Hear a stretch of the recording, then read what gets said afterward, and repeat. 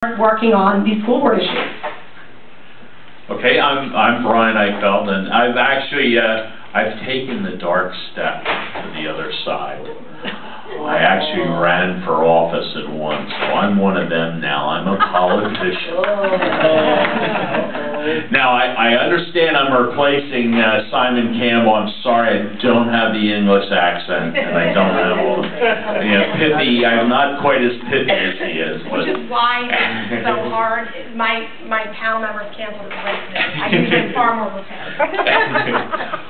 At any rate, give me a microphone, I'll talk. What I did, I got involved with Kim and Joe back in the beginning when the Lehigh Valley Tea Party started. And one of the things we wanted to do was get active locally. Started going to the school board meetings. And thankfully, we have a fairly balanced school board.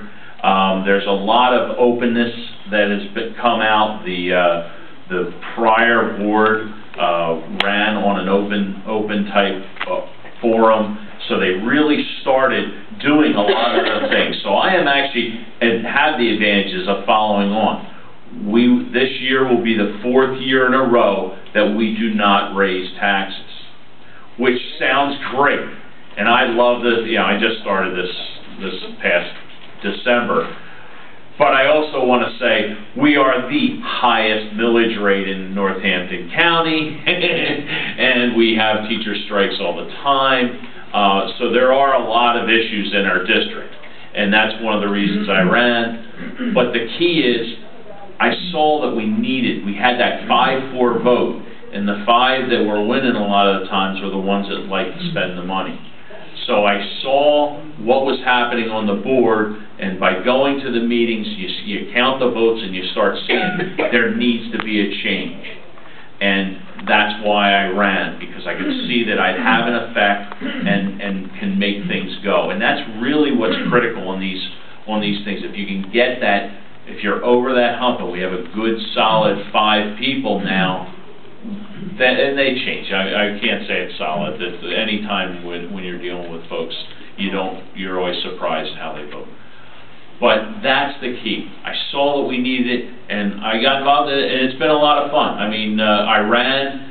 Everybody said, your website has to be your name, .org or .whatever. And I said, well, first of all, my first name's spelled with a Y. I'm Brian. They'll never get that. My last name is Eichfeld, and they always make it Field at the end, so they'll never get that. So I ran, my website was freezewagesinSVSauconvalley.com. Okay? And that's what I ran on. Freeze the teachers' wages. I'm not real popular with the teachers' union. How many people are popular with teachers' union? So, but in a district that's pretty predominantly Democrat, I was able to win, and I did pretty well with it. And it was the conservative point of view. Putting it out, I made it very clear what I was running on, and it was a successful vote. And a lot of people say you can't say these things because they won't win. They will win. We have the right message. We need to get it out there and do it forcefully and clearly. And that's really what's important. And then...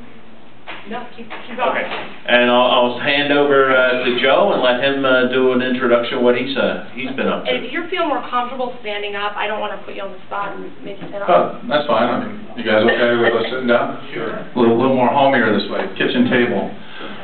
Yeah, I'm chairman of Leadership for Liberty, and it's been a concept I've been kicking around for probably starting about 5 years ago, except something little called the Tea Party kind of intervened and interrupted those plans for a couple years. In fact, this is my 7th PLC. And I'll tell you, 7 years ago, being a limited government activist was kind of a lonely endeavor. I mean, we had good turnouts back then, but it wasn't really on as many citizens' radar screen as it has been the last 3 years, which is awesome. And then we get talent like Jennifer and Katie in the effort, so you guys have been the cavalry. Just a couple points, though. I don't really want to talk about myself too much, but reason we formed Leadership for Liberty is basically it's not just a blog. We're kind of getting into the scholarship. What we're trying to duplicate is you have Heritage Foundation, Cato Institute at the national level. You've got the Commonwealth Foundation. I've known Matt Brugette and Nate Benefield for 8 years. Fantastic research on the state issues. We need to duplicate at the local level. Okay, in the Franklin Center, they talked about that. And because with Katie talking about tweeting, and if you get me into tweeting, I'm going to kill you, Katie. I'll tell you right now. You will do it. You will be our tweeter of the month. I've been insistent against that. I will never do it. And hearing you talk, man, I'm going to kill you. But anyway, but the point is, it is an important technology because, as she said, if you get some good followers, some national people who have access to national microphones and platforms, if you get a good idea in front of them, it would be awesome if it caught fire. And that's some of the stuff we're going to start presenting, and hopefully we can get out there as well, because the two things you got to remember, though. First, the technology doesn't matter. Again, tweeting is good, Facebook is good, websites are good, blogs are good, emails are good. But you know what? If you have a good enough group of people, handing out flyers in the mall can be good and effective. Couple gentlemen from one of our allied organizations, East Penn Reform Coalition, they actually print a local paper. People would say, are you nuts? But it's successful. Not only is it successful, it has shaped opinion in the area they're operating in. We're driving the bureaucrats nuts with the in-depth research and stories we do. Because the point is, it's not the technology that is as important. And again, I don't want to say it's not important. If you embrace it, it's fantastic.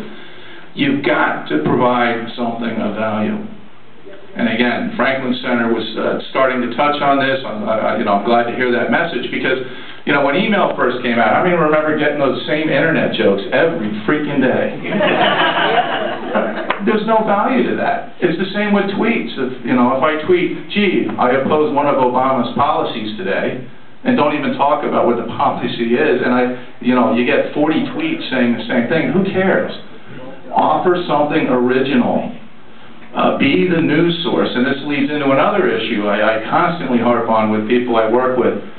People, please stop complaining about liberal institutions. They have the right to have liberal institutions. Now, we get into an argument, should they be taxpayer subsidized, all that I agree with. But to say they're biased, of course they're biased. They're liberal. Seriously. It's like we keep tilting at this boogeyman. One of the reasons the Lehigh Valley Commentator was started is because we were sick of the local paper coverage. And that's one of the avenues we've shifted their coverage. Because I'm sure they were starting getting phone calls, how come you didn't know this was going on in Emmaus or Allentown, or why aren't you covering it? In fact, with a small group of activists, we built a 4-year record where we went to the morning call saying such and such a policy in Allentown will fail, and here's why. Here's the data, here's the prediction. Now, this takes time. You can't just say, why are you biased? They don't care. And they can be biased. We're biased. We're biased to limited government. But when we presented that record over 4 years to the publisher, and we made it clear, we're going to make this public now. We're going to say, why is the morning call not doing their homework? Within 3 weeks, they gutted the editorial board. But you have to do the homework. You have to have a multi-year strategy. So if you're not going to do that, stop complaining about the paper or start your own. There's an old saying in politics, don't battle anybody who buys the ink by the barrel. Well, one of the reasons I got involved with the Commentator was buy your own ink. Now, this leads into just one last concept I want to get into, and then we'll hear from Kim, who's been fantastic. Pennsylvania School Board Coalition. Haven't heard of it yet, but you will. Again, PSBA, Pennsylvania School Board Association, is pretty much an arm of the teachers union. People complain about the PSBA. So what? Work 10 years to change it, or start your own institution. And over time, if you're gaining credibility, and you're helping activists and other school board members like Brian, and one of the things, are you going to touch on the communication? Okay, good. I'll let her cover some of the effects. They're scared to death already, and Kim will talk about that. But again, form your own. Don't whine about the teachers union and the PSBA because they're in bed together. They're allowed to be. Now again, should they be taxpayers funded and be part of the retirement, defined benefit plans, all that? Great, okay, we can have that debate, but don't whine about the institution. That'd be like Napoleon saying, can you believe it? Wellington showed up on Waterloo with an army. I'm really angry about that. No, engage in battle and win. So hopefully you come away with some of these ideas. Don't just complain, don't regurgitate. Put a plan together, and Leadership for Liberty will help, AFP will help, Franklin Center will help, Commonwealth, and this isn't about who the right organization is, because we're all working with each other. Reach out and start putting a plan together and do something. Do something. Thank you. He's hired. You know what? I did that same speech. You're hired. I retired, taking my early pension. I don't get nervous. But that was great. That was great. Good to get an early pension. Wasn't he great? Yeah. I wrote some notes as people were speaking today, and I just wanted to cover some of the thoughts that I had. And Mary Ellen had mentioned that we need more coverage of local issues, and that is so true. Everybody knows that Washington and even Harrisburg's messed up, but they feel helpless to change it because it's such a behemoth. How do you change Washington, D.C. with one voice, or even a group in Pennsylvania? It's very, very difficult. So what Leadership for Liberty, and especially the PSBC, which is an offshoot of Leadership for Liberty, what we're looking to do is to really set a fire under people to get them involved. And the way you have to do that is you have to hit a hot button. And you're not going to hit a hot button with a national story. I mean, we all hear that. But if you would take those national stories and you break them down on the local level, and I'll give you an example. We talk about the national debt, and the number's so huge, you can't even comprehend that number. But when you break that down per man, woman, and child, every single person in the United States owes, or their share of the federal debt is $49,500. You add on top of that the state debt, and the Commonwealth Foundation just put a report out on this, $9,400 in per capita state debt. That's $60,000 that everybody sitting in this room, that's their share of the state and national debt. Now, can you imagine going to your neighbor and telling them, hey, do you have an extra $60,000 laying around to give to the government for their reckless spending habits? I mean, what could you do with that $60,000? Go on vacation? Send your kid to college? When you start putting it in terms where it hits their pocketbook and they understand how it affects them, because I think a lot of times people, that's Washington, that doesn't really affect me. It does. And you have to show them how it affects them, and one of the best ways to do that is financially. Everybody understands money, especially in the economy that it is today with gas prices the way they are. Everybody understands their pocketbook. So that is a good way to get to people and light a fire and get them engaged. And especially on local levels, people understand their backyard more than they understand D.C. So when you start talking about local issues, that's when you're going to get people angry and involved, when they start understanding how this affects them personally and affects their family. That's when they get engaged, and it's very important to do that. Just to make a comment, kind of to further Joe's comments on the media, I learned very early that you need to just ignore the media and circumvent them and do it yourself, because they are not reporting the stories that are important to people. And so I'll give you a prime example of that. And Twitter, I agree with Katie. Now that I do Twitter and Facebook, I get the news stories before it's on the news. I know what's going on before they even report it. And so I can put that message out the way that I want it to be put out, not the way the media is putting it out. But I'll give you a prime example of something that happened in my school district, and Brian and I are in the same school district. And I meant to say, there was one of us that had to stay unelected to be the watchdog, and that was me. So now I watch Brian. But one thing that happened at a school board meeting, they had a vote to renew the charter of a charter school. And they voted to not renew the charter of the charter school. And I knew the law because I had done the research on what the regulations were in order to renew the charter. And I don't want to go into it here, but basically the reason they made the decision not to renew the charter was against the law. So, and I knew that it was. So basically what I did is I went home and I typed up a couple paragraphs and I emailed it to our local conservative radio host, who read my email on his program the next morning. This is before the paper reported it. This is before it was anywhere on the news. He read that email and a firestorm started in our school district. I also contacted the school choice groups in Pennsylvania, got them immediately on the story. Within a couple days, and then even the paper contacted me and also Brian to write an op-ed piece that they put in their local paper about why, you know, we wanted the charter, why we felt it was illegal the way that they went about it. And within a week, the board members that had voted against renewing the charter said, well, maybe we should revisit that vote. At the next school board meeting, they revisited the vote and they voted to renew the charter of the charter school. So that is how one person can affect change at a school board meeting. And really that's what all it takes is one person, especially with a video camera. That's very, very helpful. And I'll give you an example of something that happened recently, and unfortunately there wasn't a video camera there, but we're gonna deal with that. But really, it doesn't take 500 people at a meeting to change things, especially at the local level. It takes one person with a video camera and getting that video out through Facebook, Twitter, whatever, and getting it out to the public, and so the public sees what's going on in the meetings that they're not going to. That's all it takes. I'm getting over the plague too, so I'm losing the point. We just had a situation here, and in a local school district.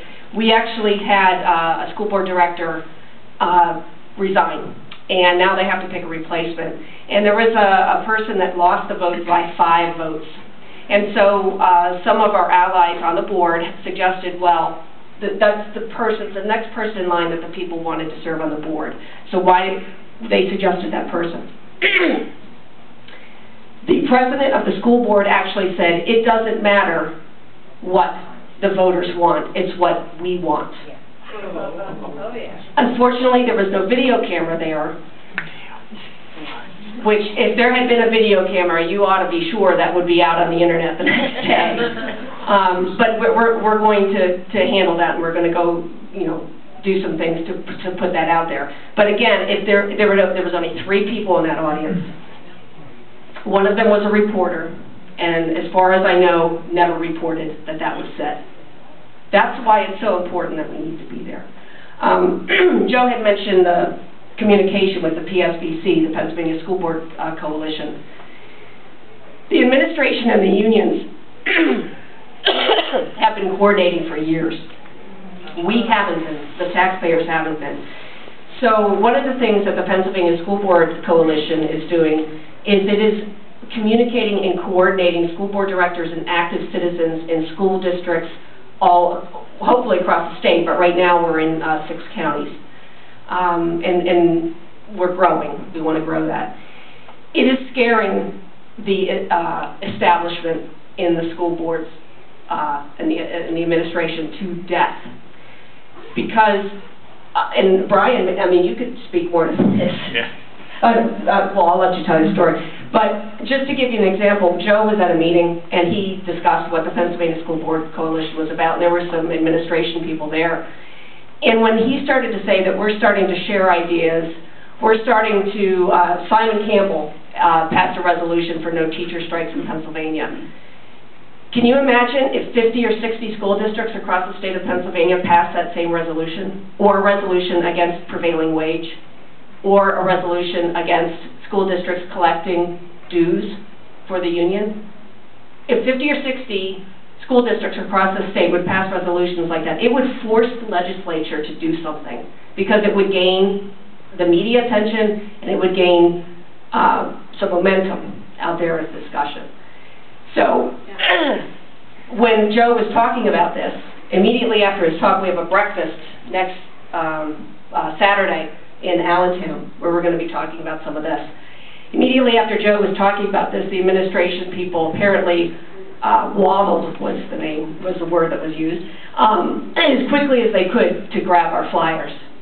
They're scared because they know that we're starting to coordinate. So it is important at the local level to do that.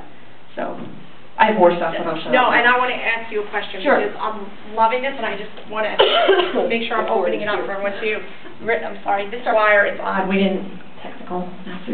How many people ever saw a Bronx Tale? I'm really sorry I'm standing behind you. I feel very intimidating at the moment. Standing behind you like this. How many people saw a Bronx Tale? Okay. I love that movie. Bronx Tale, it was Robert De Niro, Chad Salarieri. Anyway, it's a true life story. It was about a mobster. But one of the questions is it better to be loved or feared? Right? And I think for a long time, you know, the administration loved the taxpayers because, why? We never did anything, right? We did nothing. So we were loved. Look at this. 3 years now. Kim, how long is it? This is not 3 years. You didn't start this when you started the movement. How long has this been going on for you? For just the school board thing. Oh, the school board thing? 6 months. Not even. 6 months. Okay. And then I'm going to Probably ask 2 you. months. I want to ask you a couple quick questions Just to prove a point. So, is it better to be loved or feared? It's best to be respected. Okay? But let's not kid ourselves. The reason politicians of every stripe, that they bow to the unions, that the unions win, is because they're scared of them. Because why? Because they coordinate. So Kim, to prove to everyone that I'm not making it up when I say there are activists, 3 years ago, post-November 2008, can you tell me about your political activity? Nothing. Basically, I watched the mainstream media, and really, actually, I never was really aware of anything going on in the nation until 9/11 happened. Then I started paying a little more attention. And the more I listened and the more I watched, the more I knew things weren't right. And the more I started to dig into it. And I got more and more frustrated. And actually, I like to joke that I started at the time, the Lehigh Valley Tea Party group, which now I'm with Leadership for Liberty, but because I was afraid I was going to go through too many televisions. So that would be expensive. So And let me just quick follow-up. Yeah. So 3 years ago, you watching the mainstream media, not political. No. And do you have, I mean, you seem to be doing a lot. This seems like an awful lot of work, so you have a job? Yes. You have a job? I do. My husband and I own a business in Allentown. We sell machinery that makes paper cups. So I do all the bookkeeping and the spare parts for that business as well. And I have a daughter in college, so. Okay, so you own your own business. You run your own business. 3 years ago, you were never political. Right. And now you've got lifelong politicians scared and nervous and on the run on behalf of fiscal conservatism, limited government, school choice, pro-liberty. Right. Well, I'll just tell a quick story about that. I'm standing in Walmart. I knew I was having an effect when I'm standing in Walmart and my phone rings, and if I don't recognize a number, I don't always pick it up. So I didn't recognize the number, and I didn't pick it up, and it left a message. So I listened to the message, and guess who it was? My Congressman Charlie Dent, calling me he wants to meet with me. He's heard a lot about me. So, and here I am, I've never done anything, and all of a sudden my congressman is calling me and giving me his personal cell phone number to call him back. That's the power that you can have. How many people, after hearing that, think they're too busy? Too busy, right? No, we're not. That's remarkable. And Joe, I want to throw it back to politics. So Brian, tell me, you know, running for political office, people always say to me, like, you make a good politician. I said, that's so offensive. In one breath, they're like, oh, you're a great politician. You're going to make a great one. I'm like, oh, you'd be a good murderer. You should try for that. Thank you. So, you know, so take me back. You ran for school board. Well, basically, I sell lumber. I sell hardwood lumber to lumber yards in the New York metro area in North Jersey. So almost every day I'm driving out to New York and doing that. So running for office was definitely a challenge. I had some good help, and that really worked out well for me. Kim and Joe gave me some good advice. This guy over here, Anthony, helped me with the flyers. So I did have it does help when you have friends that really help out. But the key is to get involved, to just do it. It takes time, yes. I literally this week I had a meeting every night this week, except Monday. And someone called me and asked me if I could go to a meeting Monday night. I said, no, my wife won't. So, but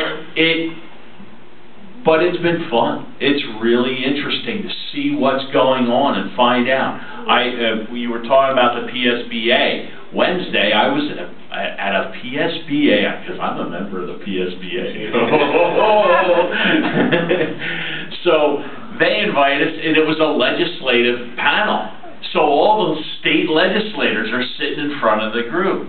And they're sitting there, and the PSBA rep got up, and she started lamenting about the Corbett budget and the cuts and where the money's going, and we got to worry we're not getting enough money, and that's how they all presented it. And they went through a couple of the other problems, unfunded mandates. They had some legitimate points to make, but that was the end of the presentation. And I'm like, what? There is a gorilla. And so finally they were asking questions, so I got up there and I said, there's a gorilla sitting in this room. It's called PEASers. That's the retirement program.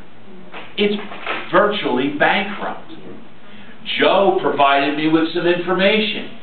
Over the next 16 years, if the